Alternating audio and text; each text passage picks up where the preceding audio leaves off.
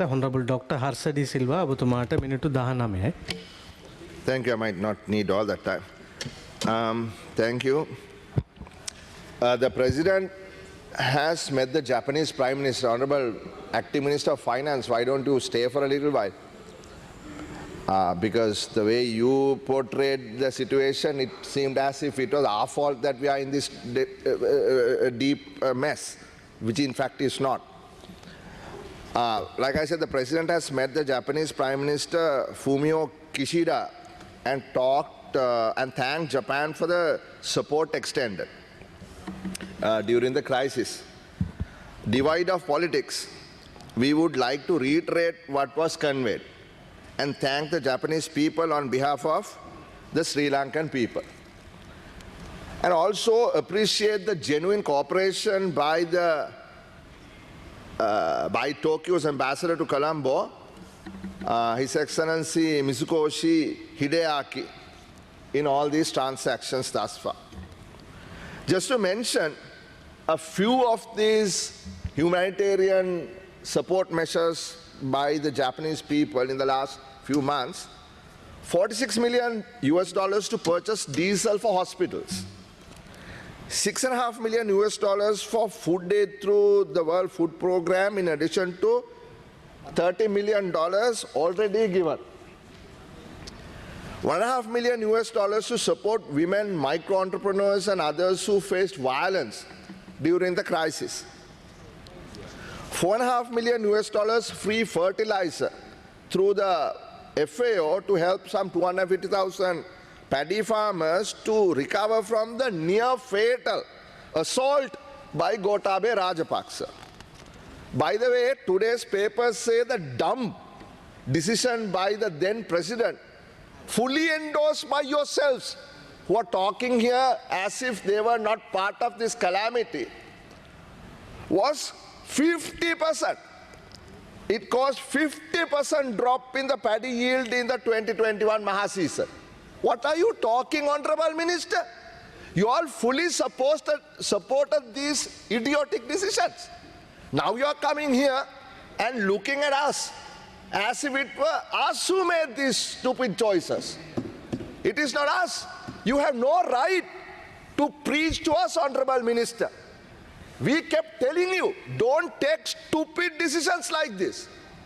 It is because of your decisions that people are in such misery today.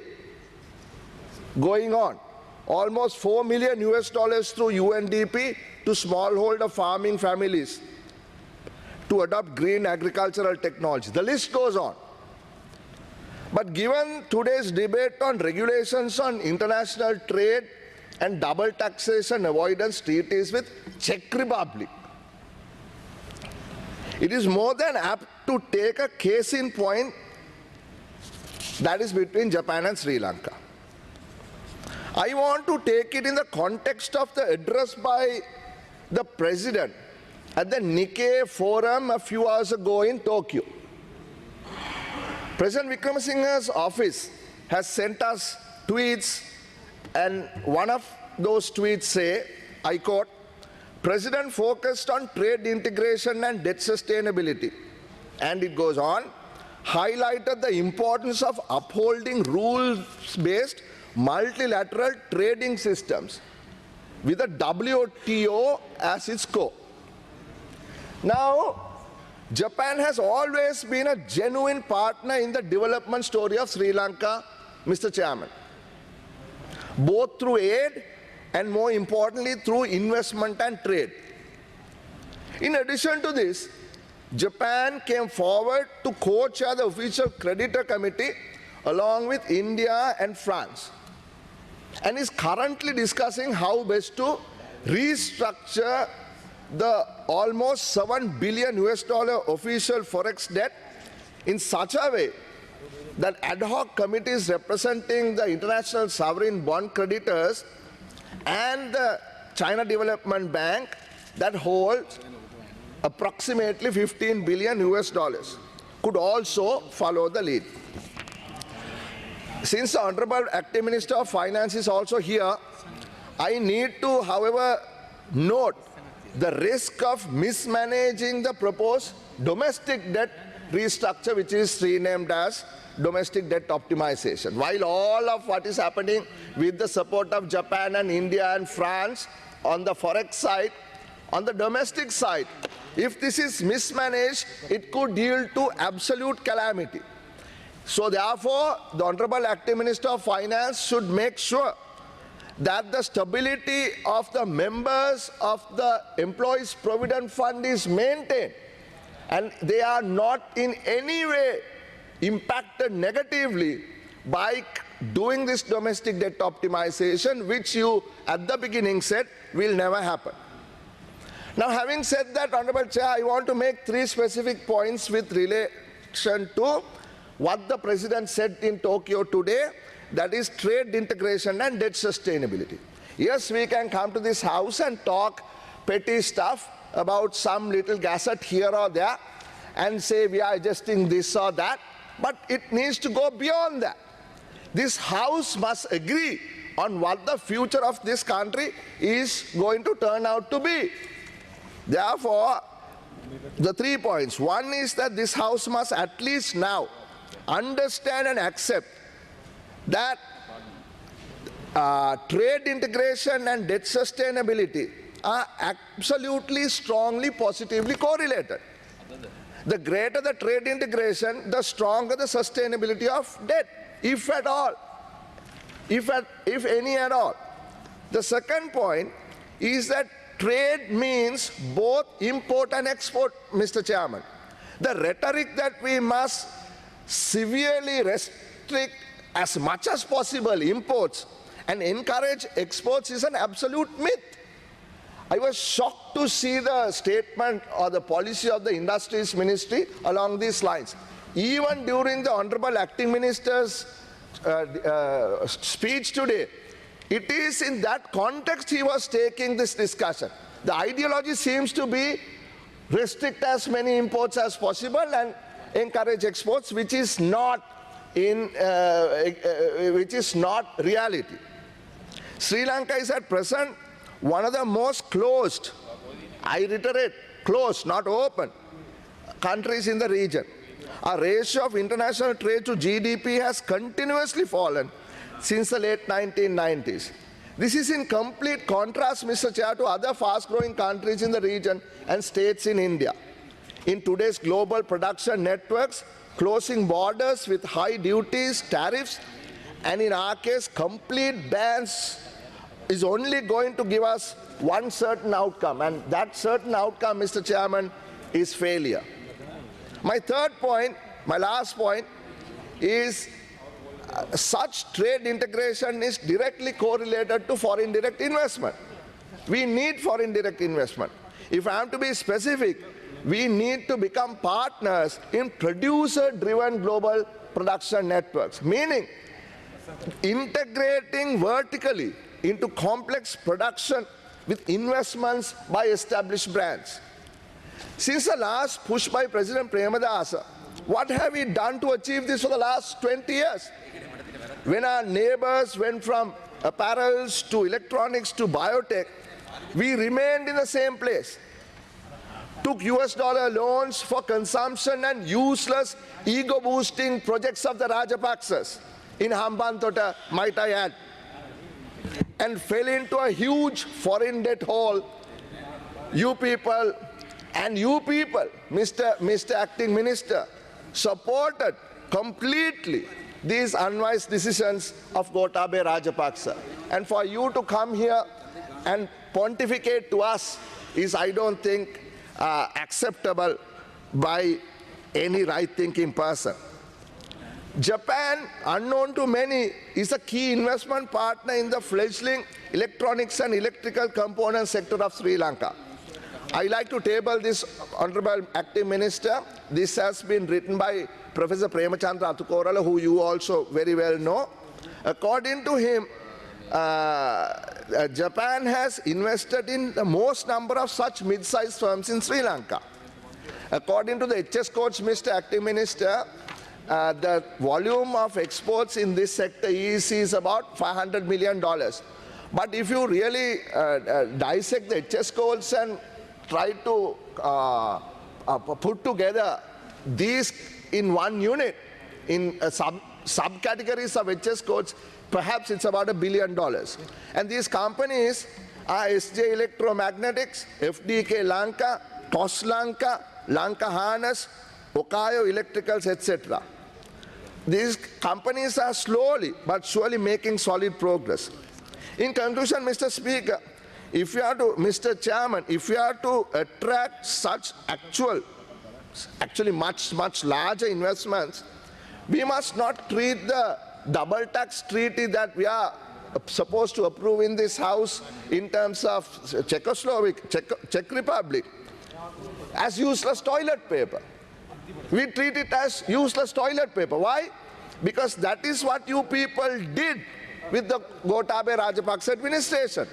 Japan was working with Sri Lanka on a number of major projects. The $2.2 billion LRT project, that includes a land acquisition cost. You people threw away the agreement, even without discussion with the Japanese. You as a minister, what did you do? Did you tell Gotabaya Rajapaksa not to do it? Now you are pontificating to us. You were part of that absolutely idiotic decision that was made. What did you say? You said very costly and inappropriate transport solution for Metro Colombo. That is what was said. Today, the Honorable Minister of UDA is saying LRT is the best solution for metro transport. Did he hit his head somewhere? Or is it just pure political support for their own survival? What nonsense is this?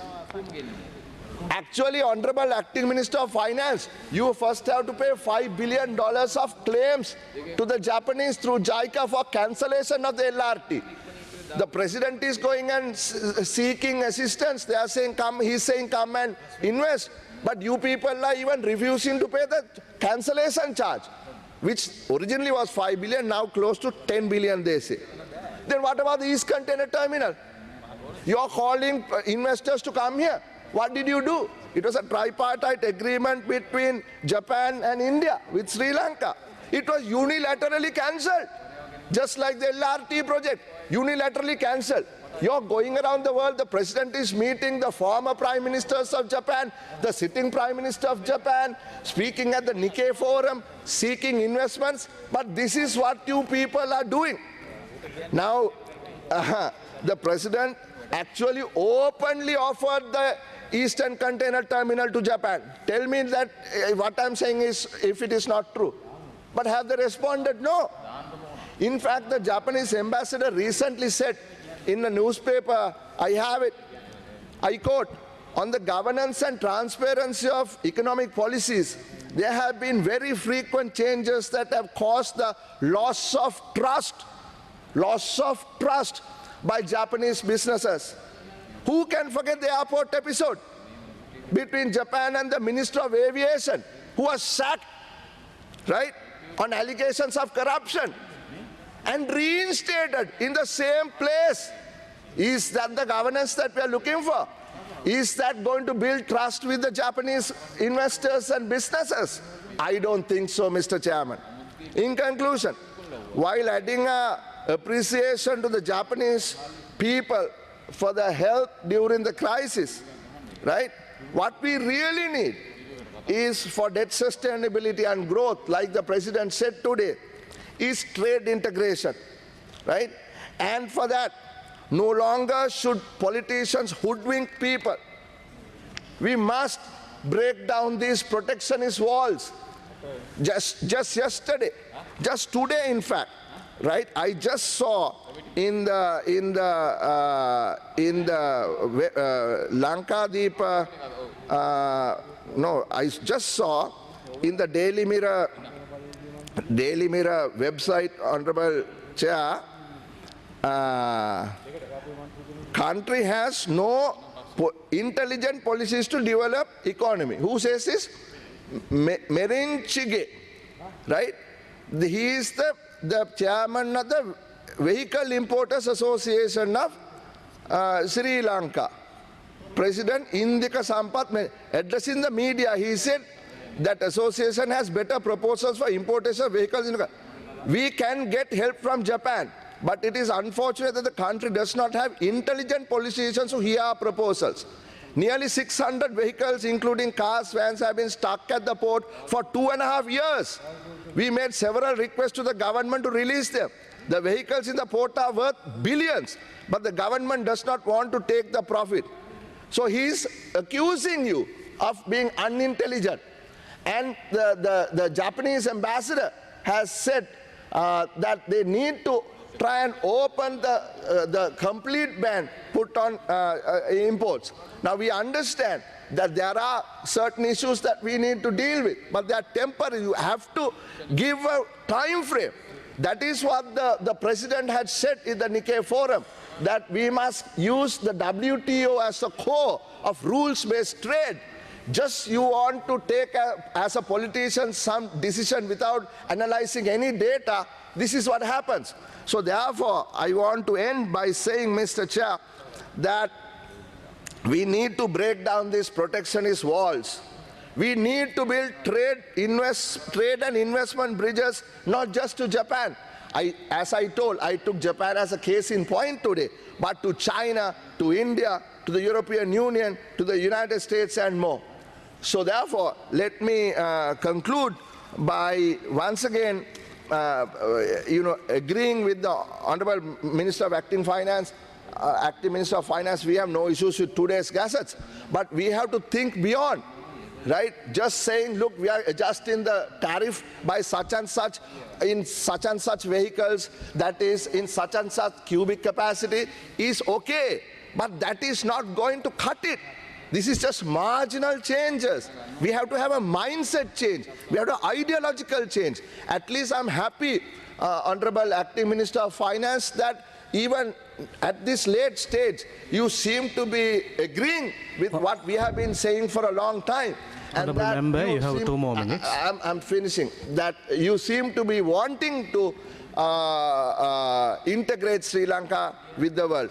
So I thank you for the time. Thank you very much. Thank you.